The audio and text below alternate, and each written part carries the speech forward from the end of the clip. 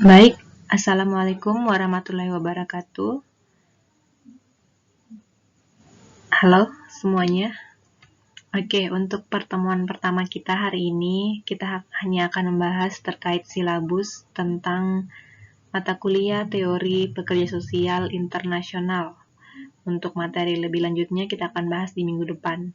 Nah, untuk pemberian materi untuk mata kuliah ini mungkin agak berbeda sedikit dengan yang lain karena kita akan sangat memanfaatkan media sosial terutama YouTube dan juga WhatsApp.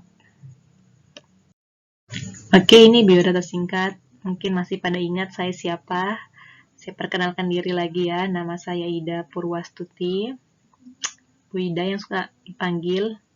Kemudian alamatnya sekarang saya sudah di Kolaka, di Dinas Sosial. Nomor HP-nya ini dan emailnya ini.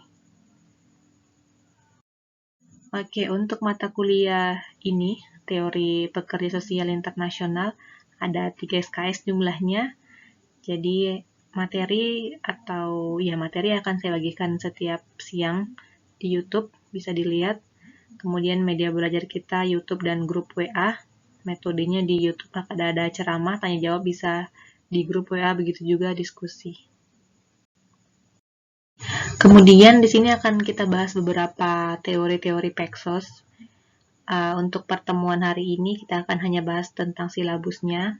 Kemudian di pertemuan kedua kita akan bahas tentang konstruksi teori pekerja sosial atau the construction of social work theory.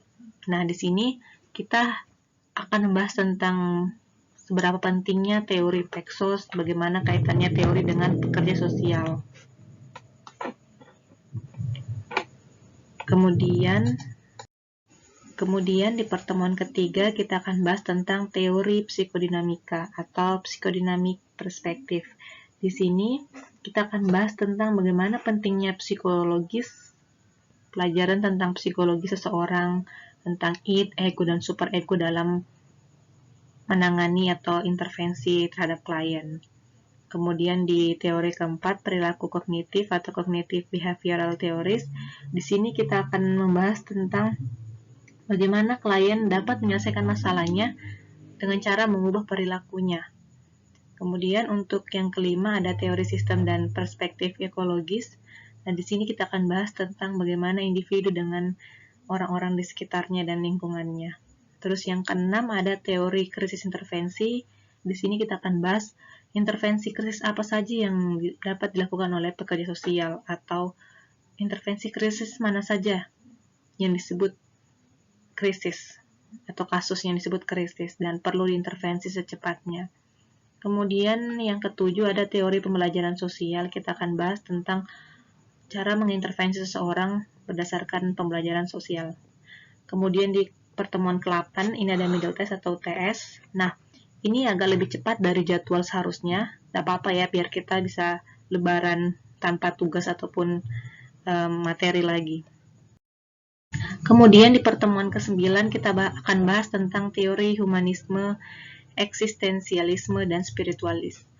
Di sini kita akan bahas tentang bagaimana Peksos itu sebagai manusia dan juga agama dan sekitarnya.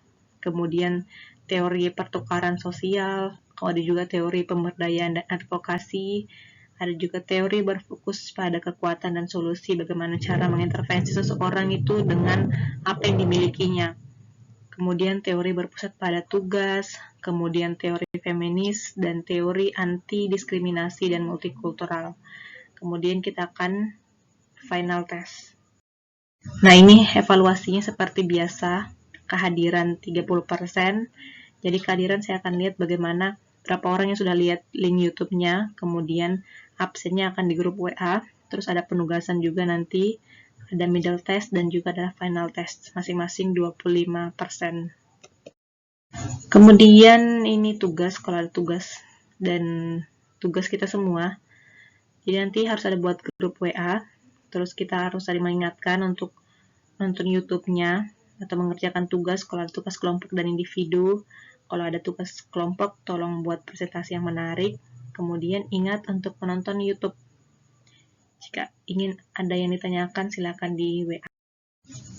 Ini ketentuan laporan jika ada nanti tugas ataupun UTS atau final test. Kemudian ini sumber bacaan, saya akan lebih banyak ambil sekitar 80% di Malcolm Payne. Ini judulnya Teori Pekerja Sosial Modern, ini buku yang sudah diterjemahkan. Ada juga bukunya Pak Sugeng tentang implementasi teori dan teknik prinsip Paxos. Oke, saya rasa cukup sekian. Nanti kalau ada yang ingin di-sharing atau ditanyakan bisa di grup. Terima kasih, sampai ketemu minggu depan. Assalamualaikum.